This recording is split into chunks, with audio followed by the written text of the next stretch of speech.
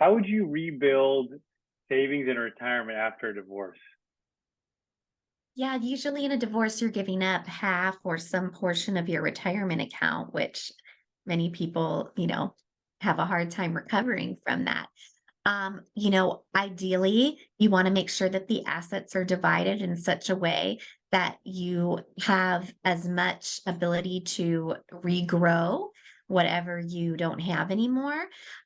If there's the option to take assets that grow over time, like retirement accounts, stocks, um, things like that, over something like a house, many people might try to do that so that they have that liquidity.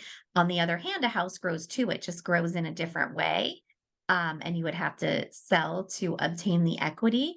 So, the best thing to do is meet with a financial planner to really write out a full financial picture of what you want your portfolio to look like, and then try to divide the assets along those lines so that you take the lowest financial hit possible.